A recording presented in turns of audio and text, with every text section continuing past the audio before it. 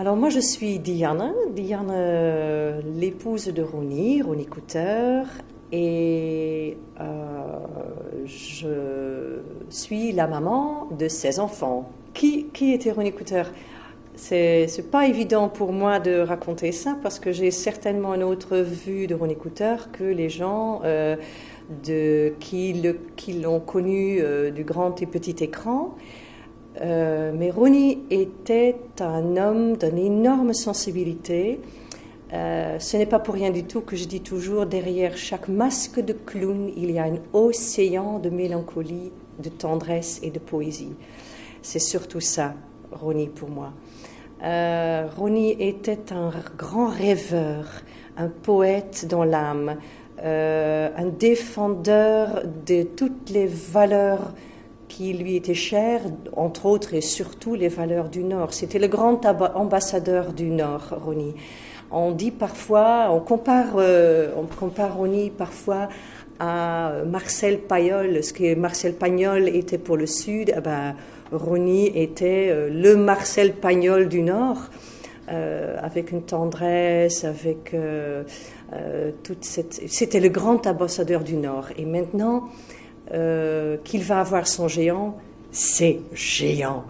Il se souciait toujours d'avoir quelque chose qui restait après qu'il ne ferait plus partie de ce monde. Déjà, il y a les 2 enfants qui sont super, il y a les petits-enfants, donc déjà, rien que ça, c'est déjà magnifique. Il y a ses écrits, ses livres, ses poèmes, et maintenant, il va y avoir un géant. Voilà, c'est géant. Je n'ai pas d'autre mot pour ça. Donc il va rester encore bien plus et bien plus longtemps qu'il aurait rêvé. Dans l'âme, il était surtout écrivain et poète. C'est pas pour rien qu'il y a pas mal de films, entre autres Carnaval, qui ont été écrits par lui, qui étaient aussi mis en scène. Il était écrivain, il était poète, il était metteur en scène, il était acteur, il était clown, il était rêveur, il était sur petit écran, sur grand écran. Son grand rêve était de laisser derrière lui un roman, une œuvre énorme en écriture. Il a malheureusement pas eu le temps. Mais il était, donc, comme je disais, il était donc écrivain, poète, mais il était aussi acteur, il était clown, il était metteur en scène, il était sur le petit écran, sur le grand écran, il était sur scène et il a joué partout.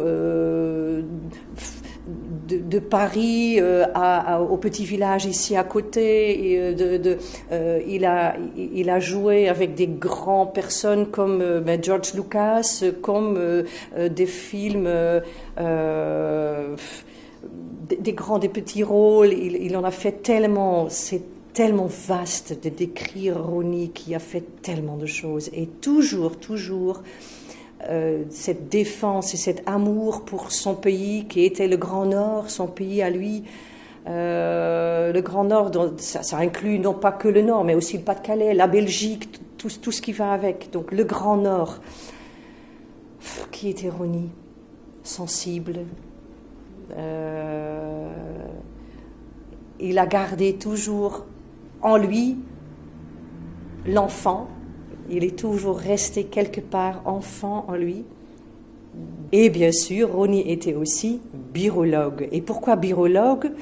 Je me rappelle qu'il n'aimait pas du tout que, par exemple, le vin pourrait être utilisé parfois pour des pubs, parce que ça c'était pas grave, ça c'était pas d'alcool, parce que le vin faisait partie de la culture de la France. Et lui il a dit flûte alors, la bière fait partie de la culture des peuplades du Nord, tout comme le vin fait partie de la culture des peuplades du Sud. Donc moi, parce que j'aime le Nord, moi, je vais défendre la bière et je vais créer la birologie. Et c'est ce qu'il a fait. Il a écrit d'abord un opéra, Les Contes d'un buveur de bière, qui a tourné en Belgique, en France. Après, il a créé un éloge de la bière, un spectacle qui était à 3 ou à 2, voilà. Après, il a créé les cours de birologie où il invitait les gens à prendre des cours de birologie parce qu'une bière, ça ne se boit pas, une bière, ça se déguste. Une bière, ça se savoure. Il a inventé ce vocabulaire de la bière.